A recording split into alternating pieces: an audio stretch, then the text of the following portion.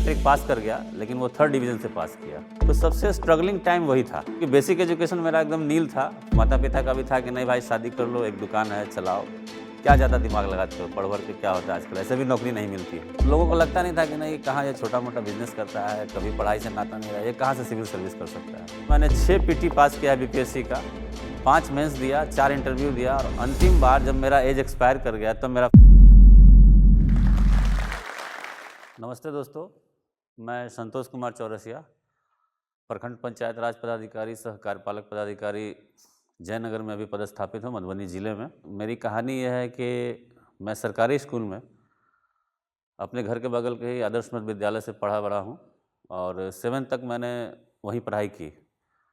उसके बाद फैमिली में कुछ ऐसे ट्रबल आए, पिताजी की तबीयत अच्छी नहीं रहती थी, तो हाई स्कूल में मेरा एडमिशन तो हो गया मारवाड़ी हाई स्कूल में, लेकिन जो स्कूल की कंटिन्यूटी होती है वो ढंग से नहीं हो पाया। किसी तरह 1993 में मैंने बोर्ड की परीक्षा दी, वो भी काफ़ी असमंजस की स्थिति थी, दे पाऊँगा कि नहीं दे पाऊँगा, क्योंकि पिताजी कह रहे थे कि ठीक है अगले साल दे देना, इस बार थोड़ी स्थिति ठीक नहीं है।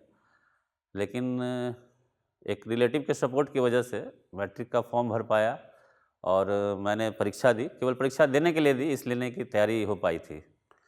तो काफ़ी परिस्थितियाँ कठिन थी और मैं मैट्रिक पास कर गया, लेकिन वो 3rd डिवीज़न से पास किया। 1 नंबर ग्रेस आया था मुझे आज भी याद है। मैं अभी मार्कशीट देखता हूँ तो काफ़ी आश्चर्य करता हूँ कि बिहार बोर्ड में उस समय सर्कुलर था कि अगर 1 नंबर आपको कम भी आ जाते हैं किसी सब्जेक्ट में तो आपको पास करा दिया जाता है। तो वो 1 नंबर के कारण जो है सो मैं मैट्रिक पास कर गया। शायद इस कारण से पढ़ाई मेरी आगे बहुत दिन के बाद रुक के भी फिर चालू हो गई। तो 1993 के बाद मैट्रिक के बाद मेरी पढ़ाई बिल्कुल ब्रेक हो गई। परिस्थितियाँ काफ़ी विपरीत थी फैमिली की। फैमिली का बिजनेस चलता था और पिताजी की तबीयत सही नहीं रहती थी।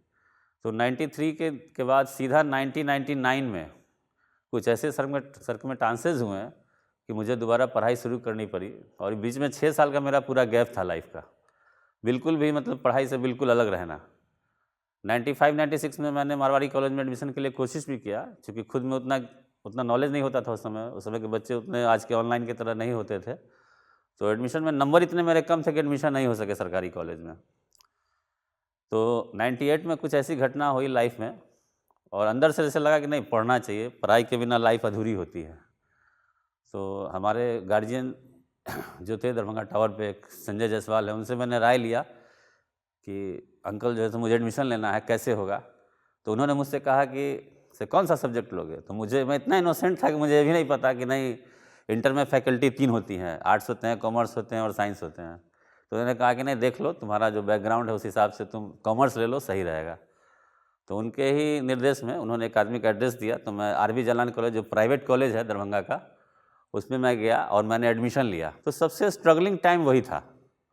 वो चूँकि बेसिक एजुकेशन मेरा एकदम नील था, बिल्कुल गैप हो गया था, तो उसको कंटिन्यू करते करते फिर वहीं से फिर 2000 में जब इंटर पास हो गया तो मैंने रेलवे की परीक्षा देनी शुरू की।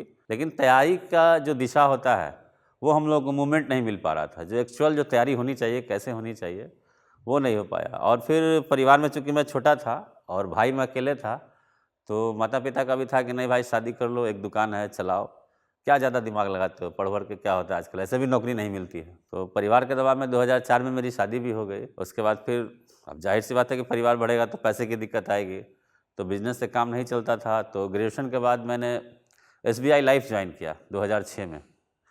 तो 2006 से 2007 पूरा एसबीआई लाइफ में बहुत मेहनत की। कुछ आर्थिक स्थिति ठीक हुई, लेकिन उसमें मेरी मेहनत को देख के आदित्य बिरला में एक मैनेजर थे, प्रभात रंजन, मुजफ्फरपुर के ही, तो उनको लगा कि नहीं ये लड़का काफ़ी मेहनती है। तो उन्होंने मुझसे पूछा कि यार नौकरी करोगे। तो हमने बस एक लाइन में पूछा कि पैसा कितना मिलेगा। तो उन्होंने कहा 17,200। तो हमने उसको 17,200 को बिल्कुल 12 से पहले मल्टीप्लेट किया, तो कहा कि अरे यार 2,16,000 हो जाएगा। 2,16,000 तो बहुत बड़ा अमाउंट होता है 2007-8 में। हम कहने बिल्कुल करेंगे। हालांकि पिताजी काफ़ी नाराज़ हुए कि क्या तुम ये प्राइवेट के चक्कर में पड़ते हो, अभी दुकान वगैरह करो तो इधर भी चला जाएगा, उधर भी तुम्हारा नौकरी का कोई गारंटी नहीं होता है।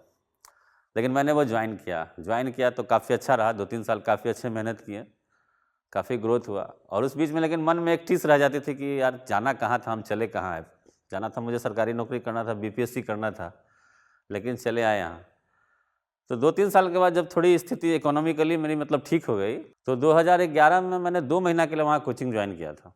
हालांकि उस बार मेरी बीपीएससी में पीटी नहीं हुई, 2-3 नंबर से छूट गया था, लेकिन पुनः 2014 में बीपीएससी का मैंने क्लास ज्वाइन किया और तब से कंटिन्यू रहा। उस समय से मैंने 6 पीटी पास किया है बीपीएससी का, 5 मेंस दिया, 4 इंटरव्यू दिया और अंतिम बार जब मेरा एज एक्सपायर कर गया तब मेरा फाइनली सिलेक्शन हुआ है। अभी मैं जयनगर में पदस्थापित हूँ, मधुबनी में। तो इस बीच में अगर गैप देखा जाए तो कुल 12-13 साल का गैप रहा है कंपटीशन के दुनिया में और इधर एजुकेशन में। एक तो बेसिक में मेरा 6 साल का गैप रह गया, 93 से 99 के बीच। फिर शादी के बाद लगातार 6 साल लगभग पढ़ाई छूट गया, 2004 से 2010 तक बिल्कुल पढ़ाई से नाता ही नहीं रहा। लेकिन बावजूद इसके आज मैं चयनित हुआ हूँ 64वीं बिहार लोक सेवा आयोग से और पिछले 1.5 साल से लगभग जयनगर में पदस्थापित हूँ। पहले 2 एग्ज़ाम में नहीं हुए तो उसमें लोगों को उतना दुख नहीं हुआ, क्योंकि मैं भी कहता था कि फाइनल मेरा नहीं हो पाएगा, कुछ इंटरव्यू वगैरह में कमी है। लेकिन 62 का जब रिजल्ट आया तो उसमें मैं खुद ओवर कॉन्फिडेंस था कि इसमें हो जाएगा। मैंने ये कहा था कि ठीक है, डिप्टी कलेक्टर अगर नहीं हो पाया तो कोई ना कोई पद मुझे ज़रूर मिल जाएगा। तो बच्चे भी, चूँकि उस समय मेरे बड़े वाले लड़का मेरा 5 में हो गया था, एडमिशन होली क्रॉस से पढ़ा हुआ है, तो वो भी काफ़ी एक्सपेक्टेड करने लगा था। और रिजल्ट आया और पूरा मैंने छान मारा और नाम नहीं आया तो वो लोग रोने लगे काफ़ी, अंदर से वो हो गया कि कैसे नहीं हुआ। फिर भी हमने समझाया कि अच्छा चलो कोई बात नहीं, अभी 2-3 और है, 2 चांस और है, देंगे, हो जाएगा। तो माहौल तो काफ़ी कहा नहीं जा सकता, उसको शब्दों में बयान नहीं किया जा सकता है, क्योंकि आप मेहनत करते हैं ना, लेकिन आपके परिवार के लोग उससे ज़्यादा आपसे ज़्यादा एक्सपेक्ट करते हैं। आप तो ठीक है सह लेते हैं, क्योंकि जानते हैं ठीक है कभी होता है कभी नहीं होता है। मैंने इंश्योरेंस में काम करने के बाद फिर 7 साल स्कूल में काम किया, स्कूल में नौकरी की है। उस समय 4 बजे मैं स्कूल से आता था, आने के बाद फिर तुरंत नाश्ता करके, नाश्ता मेरा रेडी रहता था और फिर 5 बजे लक्ष्य कोचिंग संस्थान जाता था। तो लगातार ये सिलसिला 3-4 साल चलता रहा और फैमिली को बिल्कुल भी मैंने टाइम नहीं दिया। तो पत्नी बच्चे भी ने कहीं ना कहीं सेक्रीफाइस किए, सपोर्ट किया मुझे, इस कारण से मैं सक्सेस हुआ। नहीं तो लोगों को लगता नहीं था कि नहीं कहाँ ये छोटा मोटा बिजनेस करता है, कभी पढ़ाई से नाता नहीं रहा, ये कहाँ से सिविल सर्विस कर सकता है। लेकिन मुझे खुद भी आश्चर्य लगता है कि मैं कर गया, क्योंकि सहयोग भी था और एक अंदर से कॉन्फिडेंस था कि नहीं कर जाऊँगा। तो नए छात्रों को यही है कि एनसीईआरटी की बुक पढ़ें, अखबार पढ़ें और जो भी मार्गदर्शन ले एक ही कोचिंग से ले और कंटिन्यू करें। और ये हिम्मत नहीं आ रही, एक बार पीटी नहीं होता तो देखते हैं बहुत लड़के फ्रस्ट्रेट हो जाते हैं, ऐसा नहीं है। 6 पीटी मैंने खुद पास किया है, 5 मेंस दिया है मैंने, 4 इंटरव्यू में बैठा हूँ और अंतिम बार में सिलेक्शन हुआ है। तो हिम्मत नहीं हारना है, अगर सिविल सेवा में आना है या किसी भी अन्य चीज़ों में सक्सेस करना है तो उसके लिए एक टाइम ओरिएंटेड मैनेजमेंट करके अगर काम करें तो निश्चित रूप से सफल हो सकते हैं आप। 2016 में मुझे पहली बार मेंस में बैठने का मौका मिला था, वो जुलाई के समय था और एक ओवर कॉन्फिडेंस था कि नहीं पहली बार में ही मेरा हो जाएगा, प्रिपरेशन अच्छी थी मेरी। तो मेंस का जब रिजल्ट आया 2018 में और उस वक्त मेरी उम्र हो चुकी थी 38 साल, 38 ईयर्स, एक आध साल बचा हुआ था चूँकि ग्रेस में था थोड़ा। तो नहीं आने के बाद तो काफ़ी फ्रस्ट्रेशन हुआ, लेकिन एक कहा जाए कि काफ़ी लकी रहा मैं इस चीज़ में कि 56 to 59 बीपीएससी के तुरंत बाद 60 to 62 का भी वैकेंसी आ गई थी और मैं वो मेंस भी दे चुका था। तो जस्ट उसके 2 महीने के बाद वो रिजल्ट भी आ गया मेरा, तो उसमें मेरा हो गया।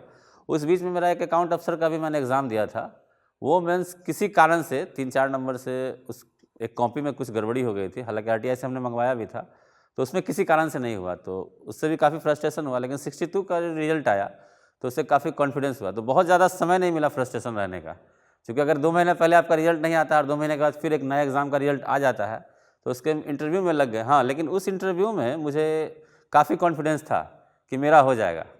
मेंस लिखने के बाद ही मैं आके सबको बोल दिया कि नहीं मेरा तो होना है, और इंटरव्यू के बाद भी लगा कि नहीं हो जाएगा, लेकिन कुछ ऐसी चीज़ें हैं जो हमेशा आपके अनुसार नहीं होती हैं, तो उस वक्त नहीं हुआ और अंततः 63 में भी फिर नहीं हुआ।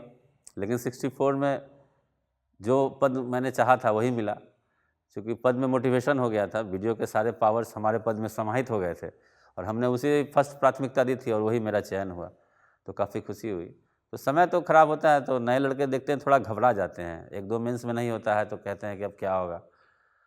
तो बस यही कहना है कि नहीं, अगर आप शांति से अच्छे ढंग से और चीज़ों को इग्नोर कीजिए, एग्ज़ाम दीजिए, भूल जाइए, फिर आगे तैयारी में रहिए, रिदम बना के रखिए। ये नहीं कि एक रिजल्ट नहीं होता है तो डिमोटिवेट हो जाएं, ये चीज़ें नहीं करनी है। आप एकदम 2-3 साल 4 साल अच्छे से लग के दीजिए। बहुत सारे लकी लड़के हैं हमारे छोटे भाई के जैसे जो पहले ही बार में हो गए। अब मैं अनलकी मानता हूँ, ठीक है मेरा अंतिम बार में चौथी बार में हुआ, लेकिन ये कोई मायने नहीं रखता है। आपकी अगर तैयारी एक लेवल पे पहुँच जाती है तो निश्चित रूप से आप सक्सेस हो सकते हैं। अभी जो नए बैच में बीपीएससी के मेंस के लिए विशेषकर जो सिलेबस चेंज हुआ है तो उसमें ऑप्शनल को हटाकर निबंध आया है। तो मैं नए छात्रों से ये कहना चाहूँगा कि उससे घबराना नहीं है, क्योंकि जीएस आपका है ही, और जीएस आपका 2/3 है, आपके सफलता में बहुत बड़ी भूमिका है। तो आप अगर स्टैट को अच्छे से करें, स्टैट के लिए रोज़ प्रैक्टिस करें, 2 स्टैट रोज़ बनाएं प्रतिदिन, और यह नहीं कि पीटी का एग्ज़ाम दे दिया और निश्चिंत हो गया कि नहीं अब रिजल्ट आएगा तब तैयारी शुरू करेंगे। हमारे यहाँ एक थोड़ा सा फोबिया कहेंगे इसे, कि जब पीटी का रिजल्ट आता है तब लड़के मेंस की तैयारी करते हैं। तो ये चीज़ें नहीं करनी है।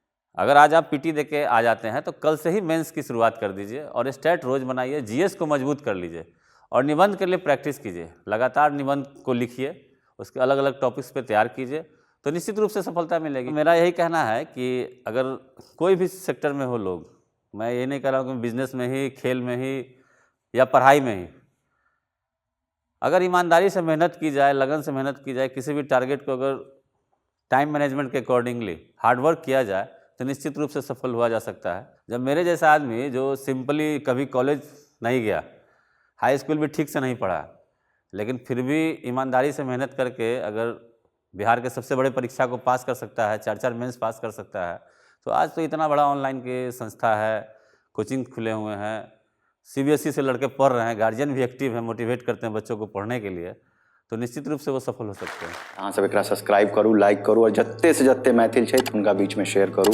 और नया नया प्रेरणादायक कहानी बहुत सारा खिस्सा अहाँ के सुनल मिलत, तो बस बनल रहू।